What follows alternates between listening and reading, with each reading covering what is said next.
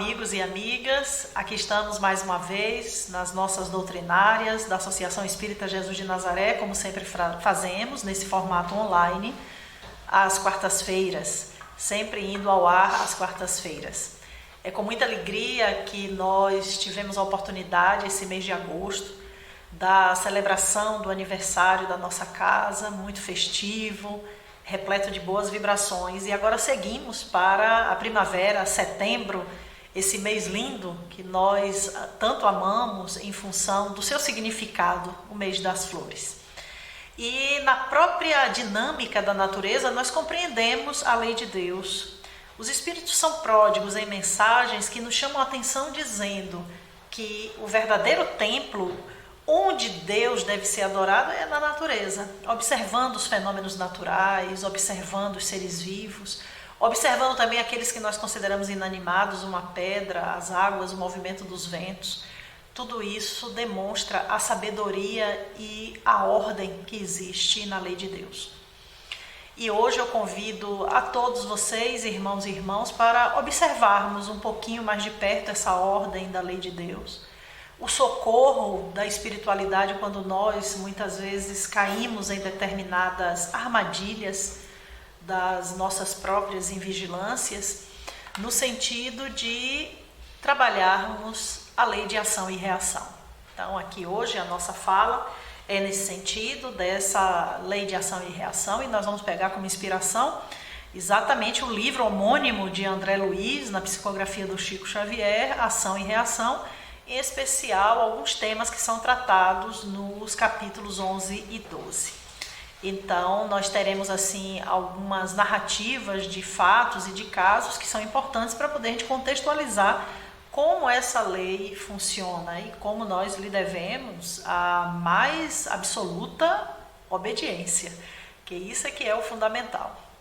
Que Jesus abençoe a todos, sempre nos inspire e nos guarde, e sigamos então com os nossos estudos sobre novas oportunidades de aprendizado desta lei de causa e efeito. Inicialmente agradecendo a todos os irmãos espíritas, não espíritas, aqueles que disponibilizam seus materiais na internet e que utilizamos aqui com fins só e fundamentalmente da divulgação do Evangelho, do bem, da paz, do amor.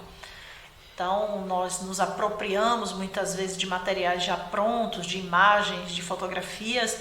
Nesse sentido, não temos nenhum lucro, nenhum interesse de privilegiar grupos ou dar visibilidade a A ou B ou C. Não, a proposta é, dentro, óbvio, da minha limitação, tentar trazer o conhecimento, aquilo que me foi possível entender a partir dos ensinamentos espíritas. Então, vamos lá. Algumas questões aqui eu vou trazer textos e a gente vai precisar ler um pouquinho, mas o grupo aqui é maduro. Quem se dispõe a assistir essas doutrinárias tem maturidade suficiente para entender que estamos todos em estudos. Então, terminada a fase culminante do caso Antônio Olímpio e interessados na continuidade de seus estudos, Hilário e André procuraram o instrutor Druso para novas instruções. Então, estamos no cenário do livro Ação e Reação.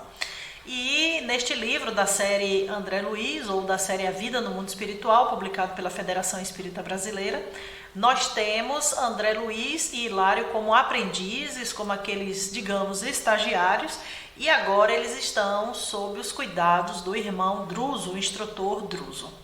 E ele traz a seguinte informação para eles. Compreendo que a mansão em si já lhes terá fornecido elementos básicos a graves conclusões em torno da lei de causa e efeito. Aqui, a maioria dos problemas, quase sempre encontramos os frutos concretos da ação. Junto de nós é possível verificar de perto a colheita do sofrimento em todas as suas fases difíceis e dolorosas. Então, o que é que nós percebemos? Tudo aquilo que nós semeamos, nós vamos colher. Então, muitas vezes, nós temos aquele ditado popular que muito bem se aplica, né? Aquela questão, né? O que você planta, você vai colher. Então, quem planta milho, colhe milho. Ninguém planta milho para colher feijão. Então, a sabedoria popular, observando a dinâmica da vida, já sabe que nós temos esta convergência de atos e de ações. Então, para onde você está dirigindo sua vida, para onde você está convergindo as suas energias, Então você se prepare que é para lá para onde você está indo e você irá colher. Então o irmão Druso vai chamar a atenção a respeito disso. Nós temos semeadores, jogadores de sementes, que somos nós, espíritos imperfeitos em mundo de expiação e provas, e invigilantes. Não observamos a lei de Deus, rebeldes, e aí quando caímos na desesperança, no sofrimento, na angústia, no pessimismo, no desespero e até mesmo na loucura, chegando até mesmo a nos aproximarmos de situações tristes como o suicídio, muitas vezes apontamos para Deus como o grande culpado, ou apontamos para o semelhante, ou até mesmo é o governo, é a situação, e nunca entendemos que aquilo foi plantado por nós próprios. Tristes que somos, não é mesmo, irmãos e irmãs? Mas a espiritualidade nos traz aqui os esclarecimentos. Então, continuemos aqui com as instruções de Druso. E é ele que nos fala. A região infernal permanece superlotada de contas maduras. Aqui, a sovinice suporta o azinhavre de atrozes padecimentos. O crime defronta com todas as espécies de angústia no remorso tardio, e a delinquência responsável é surpreendida pelas trevas que lhe agravam as amarguras, porque as coletividades dos lavradores culpados pela plantação de tantos espinheiros não dispõem de coragem para recolher o fruto envenenado da sementeira a que se afeiçoam. E continua Druso, desorientados e dementes, sublevam-se contra as flagelações que geraram e caem nas profundezas da rebelião e do desespero. Segundo, é fácil de observar, em derredor da nossa casa de reajuste e socorro, tudo, em quase todas as circunstâncias, é sombra e conflito uniformes. Assim, como vasto campo incendiado por criaturas imprevidentes a tolerarem compulsoriamente o fogo e o fumo com que lesaram a gleba das próprias vidas. Isso nos lembra uma mensagem muito significativa de Divaldo Franco no livro Sicários da Alma, quando ele vai tratar, a respeito disso está no livro Autodescobrimento, uma busca interior. Joana de Ângeles nos fala a respeito disso. As pessoas trazem para si, elas próprias buscam, através dos seus atos impensados, através das suas angústias, através das suas loucuras, através das suas faltas de bom senso, trazem para si verdadeiras situações terríveis de suas vidas. E o que seriam esses sicários? Né? Seriam aqueles, numa linguagem atualizada, aqueles assassinos da alma, que a base está onde? No orgulho, está ali, no egoísmo. Então, existem pessoas que plantam sementes envenenadas, sementes de espinheiros em suas vidas e depois reclamam da vida. E depois reclamam da colheita obrigatória pelas quais tem que passar. Então, irmãos, aqui a chamada, né, o puxão de orelhas de Druso não é somente para os espíritos que estão coabitando o mundo espiritual inferior, né, o posto de socorro onde se localiza. Não é somente, não. Ele está dizendo aqui a coletividade, né, desses lavradores culpados pela plantação de tantos espinheiros. Então são eles próprios, somos nós próprios, aqueles espíritos culpados, renitentes no mal, que estamos ali plantando espinheiros e que não temos coragem para darmos conta dessa sementeira que nós próprios produzimos. Então isso é lamentável. Somos espíritas, temos o conhecimento da lei de causa e efeito, temos o conhecimento da lei de ação e reação. Sabemos, né, a partir até dos ensinos do hinduísmo, do budismo, tudo isso eles chamam de karma, sabemos que nós temos obrigação de darmos conta daquilo que fizemos. Mas, no entanto, quando chega a hora da colheita, sombra, conflitos, angústias, desesperos, loucura, e aí nos consideramos vítimas. De quem? De nós próprios, desses chamados sicários da alma que nós cultivamos. E agora André Luiz, ele vai fazer uma alusão, porque no seu livro Mecanismo da Mediunidade, ele vai tratar a respeito das ondas mentais. Então, essas chamadas ondas de massa. Então, muitos espíritos pensando no mal ou muitos espíritos na perversidade. Da mesma forma que muitos espíritos desanimados, eles criam uma onda mental. Nesse caso, são ondas negativas, são ondas desafiadoras, no sentido de que vem derrubar o indivíduo, vem desafiar a fé do indivíduo, vem desafiar aquilo que muitos pensam, que creem e que defendem. Então, quando André Luiz traz para nós essa questão das ondas de massa, ele está falando sobre campos. Então, todas as vezes que nós produzimos um ato, um gesto, nós criamos um campo. E este campo, ele se nutre, ele se mantém a partir daquilo que nós estamos alimentando este campo. Então, muitas vezes nós estamos num campo, digamos, não é, de astúcia. Quantos milhões e bilhões estão neste campo de astúcia junto conosco? Então, nós fazemos parte. Junto com todos aqueles malfeitores, estamos também nesse mesmo campo dessas chamadas ondas de massa. Diante disso, qual é o nosso desafio? Porque isso é lamentável, isso é uma marca do nosso atraso. Então, o que fazermos? Qual é o nosso desafio? É mantermos uma onda individual, onde nós possamos ir nutrindo aos poucos, exercitando o bem, a paz, a sabedoria, a concórdia, o perdão, o entendimento, a compaixão, todas essas chamadas, sãs virtudes. Então, muitas vezes você tem que fazer esse exercício, meu irmão, minha irmã, é sozinho mesmo, é individual.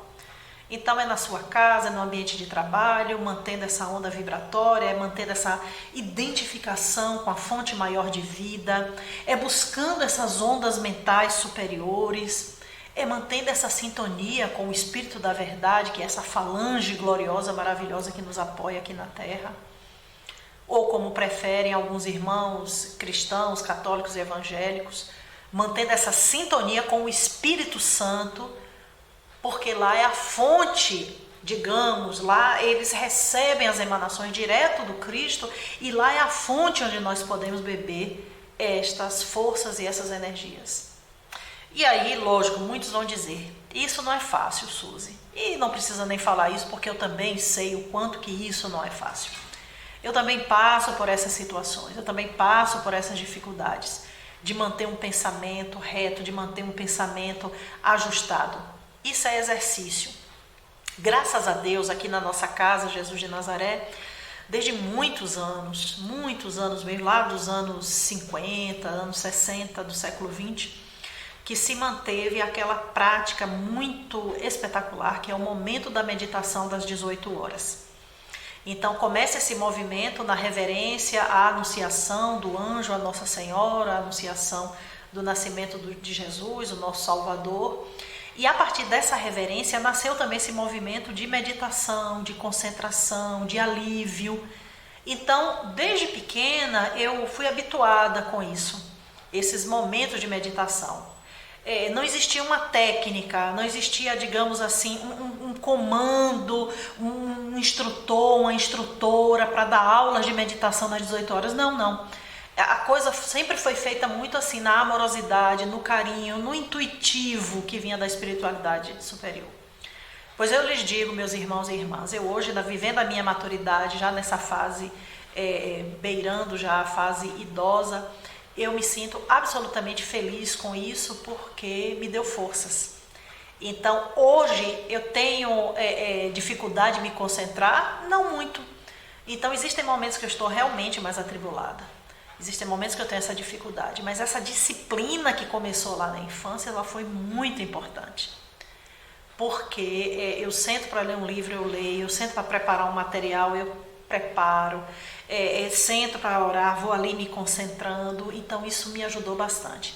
Infelizmente, hoje, é algo assim que eu lamento que isso acontece inclusive na minha família, com os meus próprios netos. As crianças, elas não são acostumadas a esse momento de meditação, a esse momento, 10 minutos, 20 minutos, meu Deus, já seria uma glória, uma vez por dia de parar para meditar, porque isso dá essa fortaleza interior, e isso reconecta o indivíduo consigo mesmo e com as forças espirituais cósmicas. Então, você que está aí nos assistindo, comece, se você ainda não faz, se você ainda não se motivou, mas comece hoje a mas eu já tenho 70, 60 anos. Não importa, comece hoje a fazer esse exercício de meditação.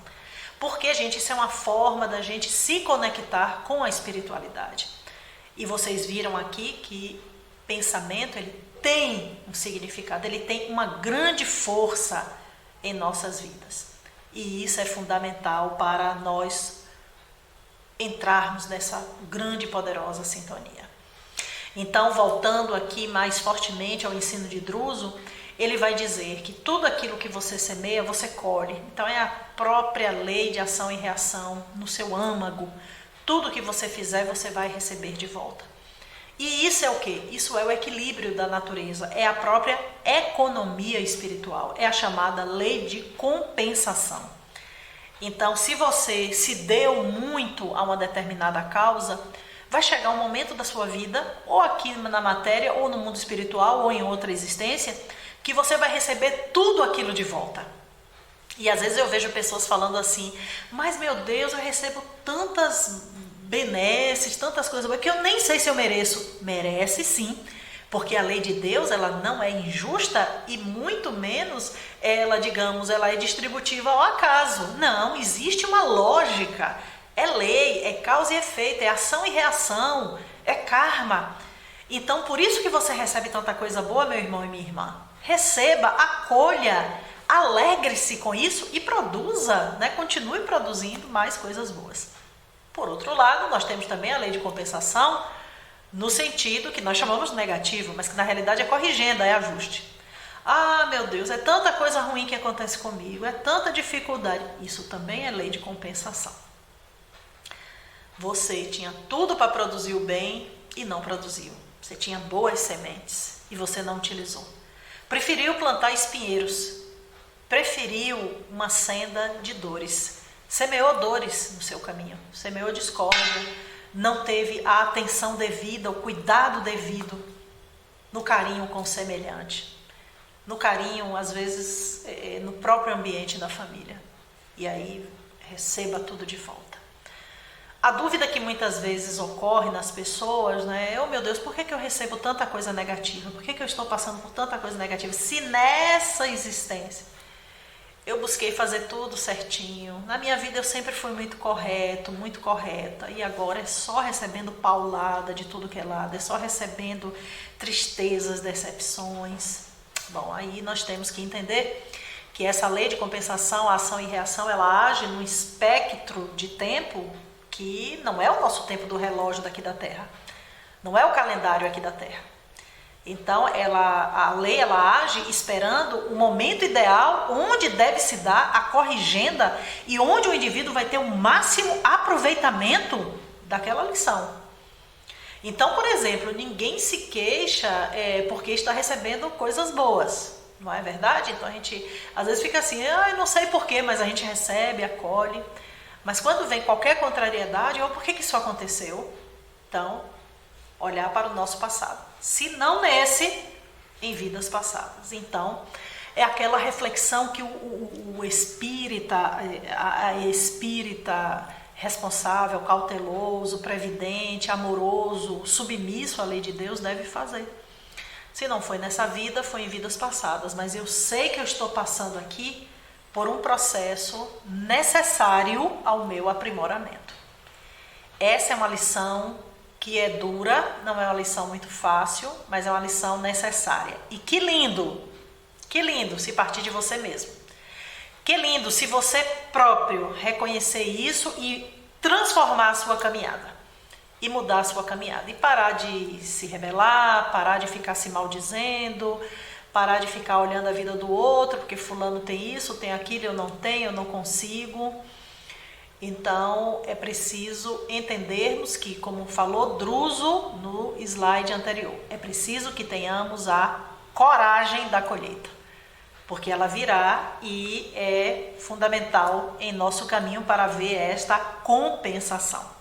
E aqui nós vamos ver, né, uma mensagem a respeito desta lei de compensação. Então, vamos lá. Criando as criaturas para a glória da vida, na condição de espíritos eternos, destinados a lhe herdarem as qualidades divinas, o Criador criou um reino, o universo. Uma organização comunitária, os mundos da vastidão cósmica. Um lar, a natureza. Uma família, a humanidade universal. Um ambiente, a paz. Um envoltório, a matéria. Um sistema de controle, a afinidade com a gravitação. Uma religião, o amor. Uma lei, a justiça. Um tribunal, a consciência. Uma doutrina de compensação, a cada um por suas obras. E aí nós percebemos, se é a cada um as suas obras, então nós vamos ver que uma riqueza igual para todos tem uma força, bem, um princípio, a liberdade, um direito, o apoio ao dever cumprido, uma regra para o dever, a disciplina, um regime para as criaturas, o equilíbrio, uma ordem, o progresso, uma tabela de responsabilidade, o conhecimento em vários graus, um metro, a lógica, um código de trânsito espiritual, a fraternidade com respeito mútuo, uma escola, a reencarnação, um processo de aprendizagem, a experiência, uma instituição crediária, o serviço ao próximo, um instrumento para cada criatura, o trabalho, uma oficina, o burilamento, um objetivo, a perfeição. Então, está aí a lei de compensação com seus equilíbrios perfeitos, meus irmãos e minhas irmãs. Então, dentro desta economia espiritual, dentro dessa lei de compensação, André Luiz vai trazer diversos casos para serem estudados em sua obra, porque ele vai mostrar que a todo ato vai corresponder uma reação. Para tudo que nós fazemos, nós vamos ter sempre o chamado, o retorno. Pense bem sobre isso. A lei do retorno, ela sempre vai buscar o seu correlato, onde ele estiver. Não há como se esconder. Não há como dizer, eu vou me privar. Não há como. A lei, ela vem e busca o indivíduo na sua responsabilidade. Então, vamos ver aqui mais alguns temas que são tratados em ação e reação. Vamos lá. Ainda assim, retorna Druso, será bom que prolonguem o trabalho em que se empenham, anotando os princípios de compensação em mais amplos setores. Druso afirma considerar de suma importância as realizações em andamento na esfera carnal e, dessa forma, André e Hilário deveriam agora obter o melhor aproveitamento em suas novas atividades que seriam empreendidas na zona de relação entre Mansão da Paz e o homem comum não distante. Por quê? O que vai acontecer? Eles estão lá numa estação de aprimoramento espiritual, uma estação de socorro, uma estação de aprendizado também, que é a Mansão da Paz. E nós sabemos que são postos de socorros que ficam próximos da esfera da Terra, dessa esfera carnal, grosseira e densa.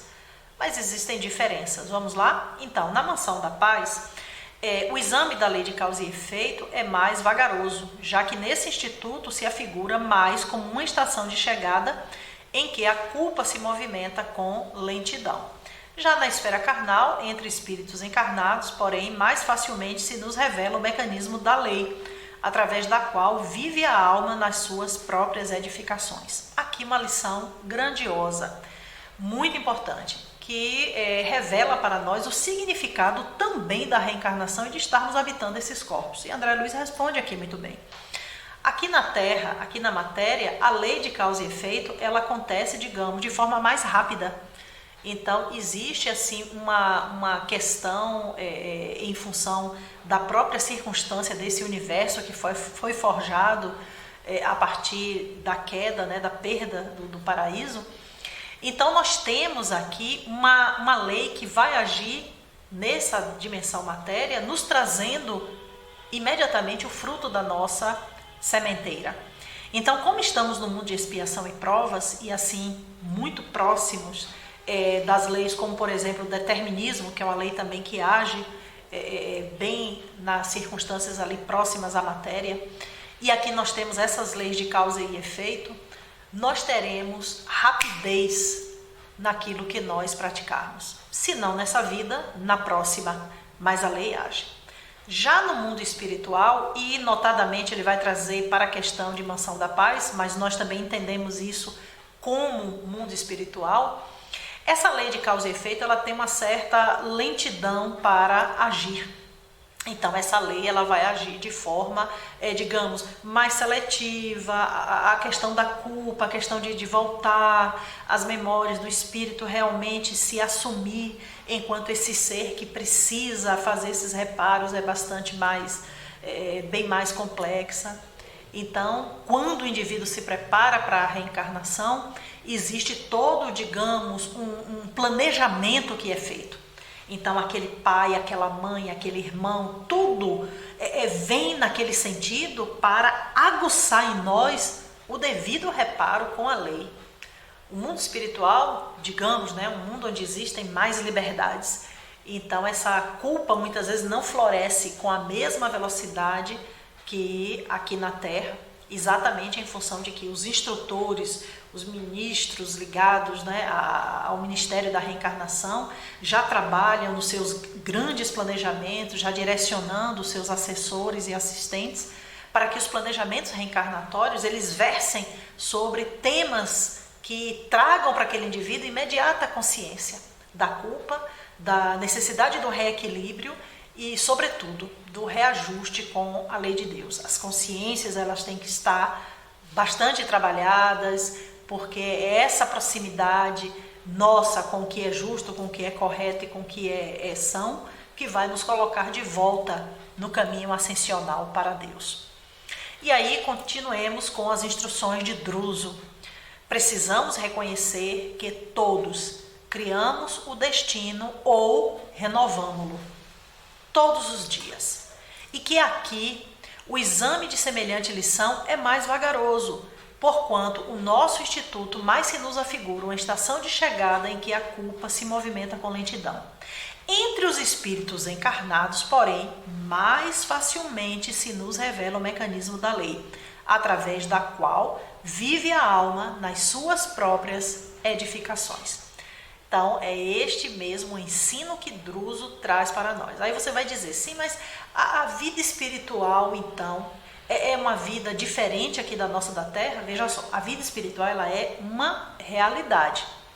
E ela é resultado das nossas ações aqui na carne.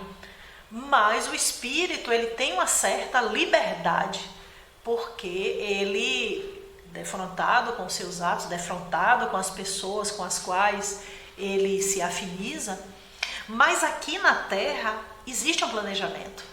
Como eu acabei de falar para vocês, aquele pai vem com aquela reencarnação, aquela mãe, aquela família, aqueles filhos, então são todos colocados, digamos, né, vou usar até uma expressão assim, né, eles são engessados para viver aquela situação.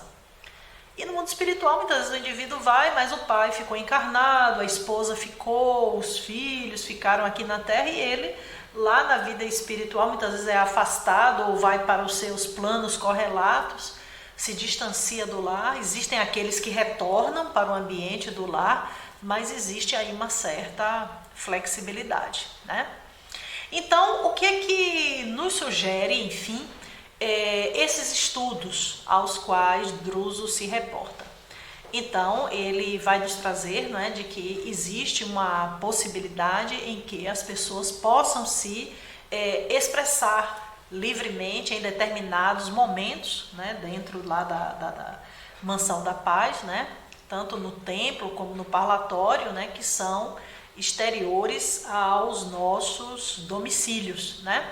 Então, Druso vai nos orientar dizendo: sabemos, contudo, que o trabalho em andamento se destina a instruções para a esfera dos companheiros reencarnados.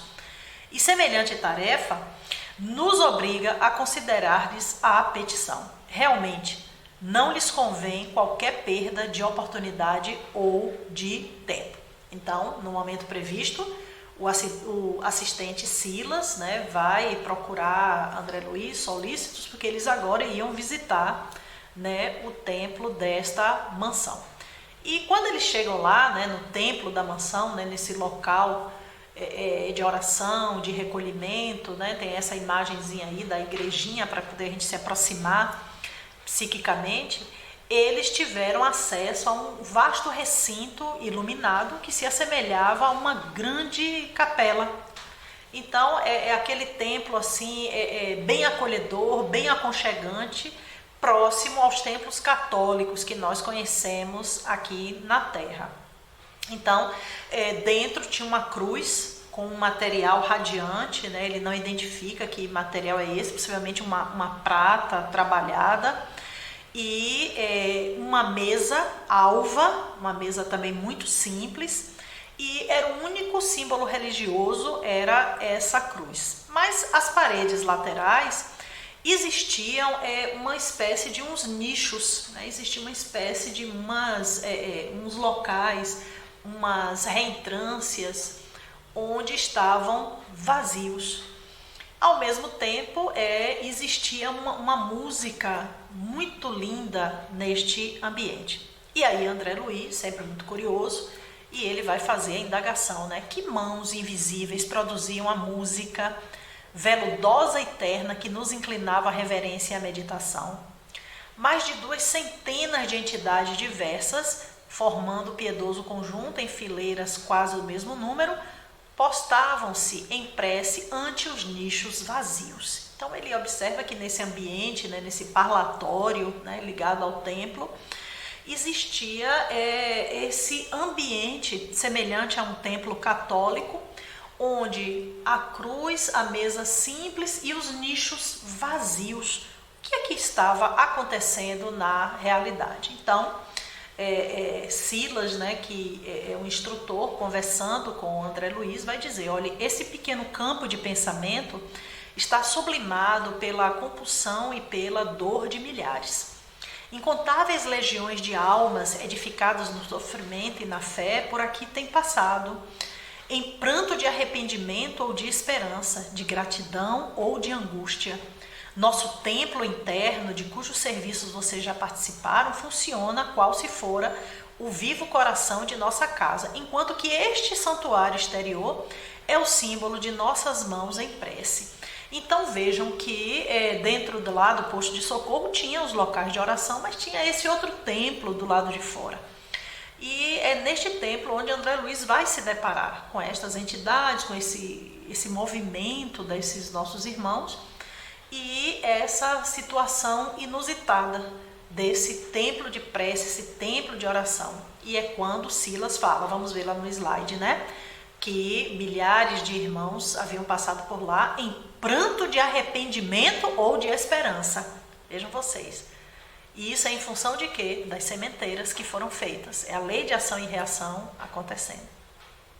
De gratidão ou de angústia.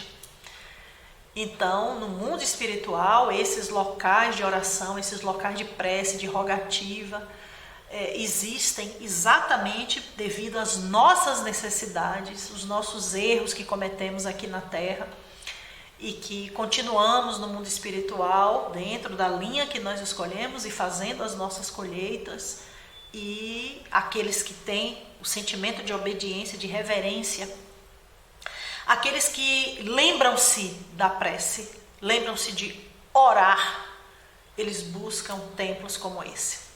E lá estava André Luiz vendo esta movimentação. Qual o significado da cruz? Segundo Silas, a cruz recorda a todos os visitantes que o Espírito de nosso Senhor Jesus Cristo aqui se encontra presente, não obstante estejamos nos abismos infernais. Então, estamos vivendo aqui uma situação de um posto de socorro da colônia Nosso Lar, localizada em região de aflição, como nós já falamos, né? A região onde existem espíritos que erraram, como nós podemos estar lá. Mas Jesus está presente. A cruz é para simbolizar isso. Não esqueça que Jesus está contigo, mesmo nessa situação de dor, de sofrimento, de angústia, de remorsos, de culpas, e Jesus está presente. Continuemos. E os nichos vazios dão oportunidade a que todos se dirijam aos céus, segundo a fé que abraçam. Até que a alma obtenha a sabedoria infinita, é indispensável caminhe na longa estrada dos símbolos de alfabetização e cultura que a dirigem na senda de elevação intelectual, e até que atinja o infinito amor, é necessário palmilhe as longas rotas da caridade e da fé religiosa, nos múltiplos departamentos da compreensão que lhe assegura o acesso à vida superior. Essa frase de Silas, eu fiz esse destaque todo em verde aqui, porque ela é linda demais, mostra o aspecto de que a doutrina espírita não rivaliza, irmãos e irmãs, com religião nenhuma. Muito menos com as religiões que têm os seus símbolos, que têm as suas imagens, que têm as suas esculturas, que têm os seus objetos de culto. Não, nós não rivalizamos. E aqui nós vemos a fala sensata, amorosa de Silas, porque ele digamos assim, ele é o porta-voz dos grandes ministros de nosso lar, dos grandes instrutores espirituais, do Espírito da Verdade. Aqueles nichos, cada um vê o símbolo religioso que lhe apraz e que lhe dá conforto. Então, não existe, digamos assim, aquela exclusividade. Aqui é somente uma casa espírita, nós não temos nada, não. Ali é um templo onde as pessoas têm a liberdade de culto. As pessoas poderão cultuar aquilo que mais lhe trouxer conforto, resignação. Que ele possa lhe trazer, como se diz, não é? Naquele momento, âncora, para que ela possa ter essa força, né, se fixar, aterrar, como se diz, ter aquele sentimento de empoderar-se de si mesmo e a partir dali caminhar. Observe o que Silas diz aqui: até que a alma obtenha a sabedoria infinita, é indispensável caminho na longa estrada dos símbolos de alfabetização e cultura que a dirigem na senda de elevação intelectual. Até que a alma obtenha a sabedoria infinita, então, gente, nós vamos caminhar com esses símbolos por muitos milênios, por muitas reencarnações.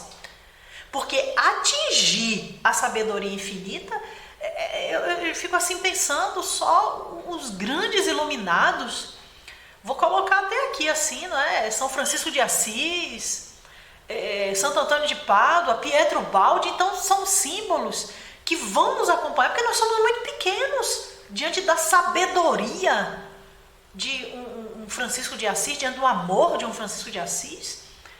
Então Francisco de Assis atingiu essa sabedoria infinita. Então até que uma Suzy aqui atinja essa sabedoria, eu vou caminhar ainda muito com esses símbolos. Vocês ainda vão me ver muito com camisa estampada com Nossa Senhora. Vocês ainda vão me ver muito com o símbolo da cruz. Vocês ainda vão me ver muito com a foto do Chico Xavier ali abraçada, olhando para a foto dizendo: eu te amo, Chico. São símbolos, são símbolos.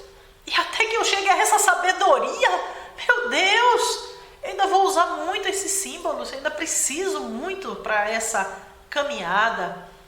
E olha o que Silas ainda vai concluir dizendo, né? E até ainda que atinjam um infinito amor, quer dizer, não é só a sabedoria infinita, tem que ter também um infinito amor. Então, na sabedoria, o espírito já começa a se desvencilhar dos símbolos, porque ele já compreende, né? O espírito já está numa evolução assim, ó, espetacular. Mas o infinito amor, olha o outro desafio que Silas traz: é necessário palmilhe as longas rotas da caridade e da fé religiosa nos múltiplos departamentos da compreensão que lhe asseguram acesso à vida superior. Então, para a gente atingir este infinito amor, é preciso que a gente caminhe muito por muitas estradas que nós nem sabemos. Estejamos aí, ó, abertos para vivermos novas experiências e desafiadoras experiências. Hoje eu sou espírita. Em vidas passadas fui o quê? Fui protestante? De qual denominação? Fui católica? Não sei. Futuramente, o que é que me espera? Você do candomblé? Você do budismo? Eu vou ter que trilhar diferentes caminhos e nesses caminhos da fé religiosa aprender o amor. Por lei de compensação. Não aprendi a caridade, o amor ao próximo no espiritismo, vamos alocar Suzy em outro local onde ela possa aprender isso. Qual seria a religião? Qual seria o caminho onde ela possa aprender? E aí a vida, os instrutores da vida maior vão me reposicionando, e isso é fundamental para que eu possa caminhar.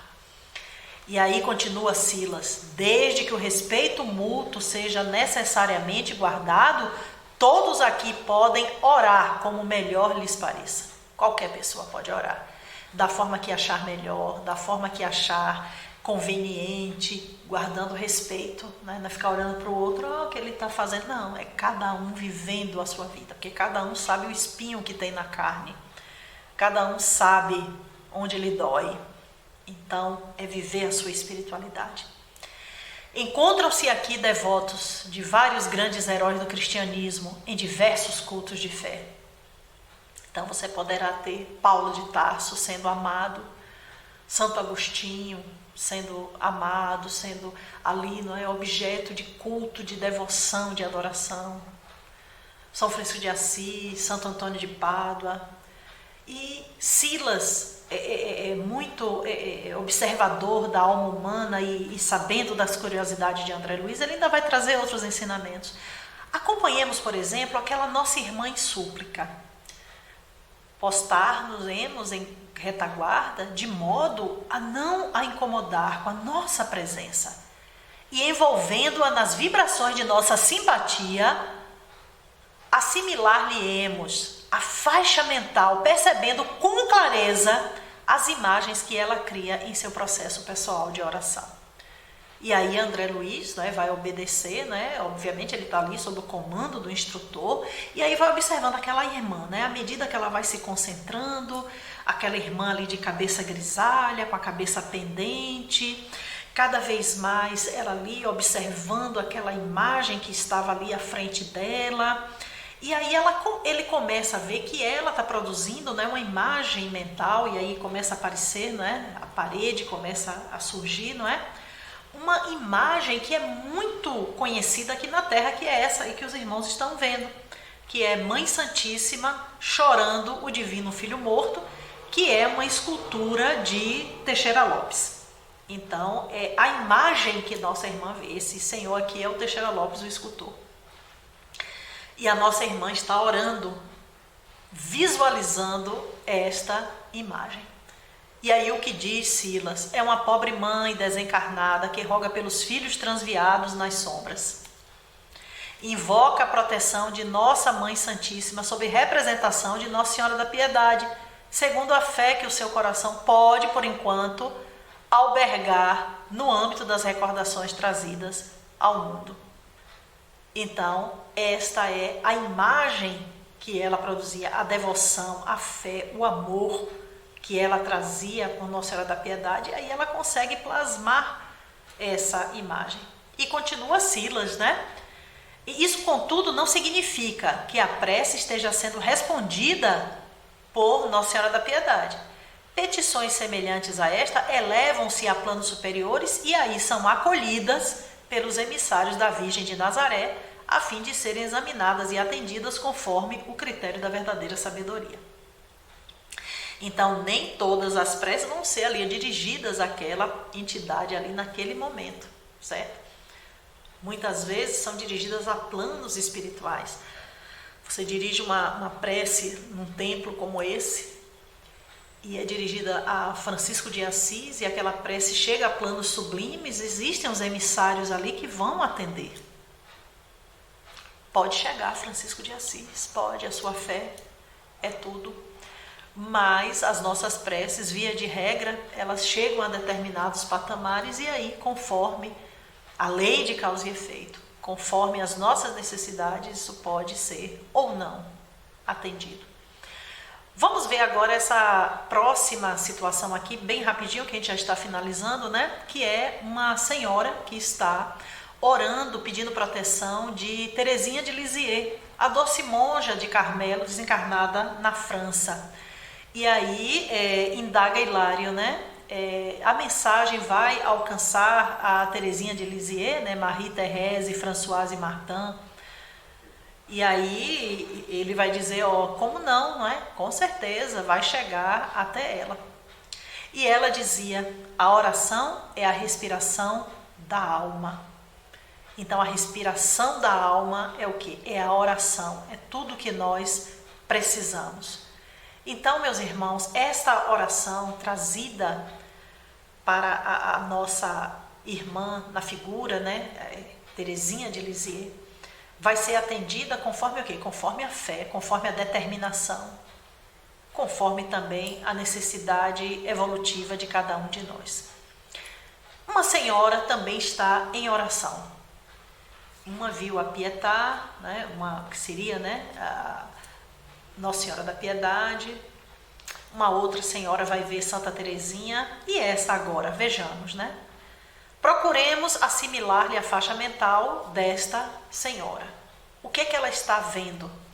Na imagem que aparece lá dentro do nicho, é Dr. Bezerra de Menezes.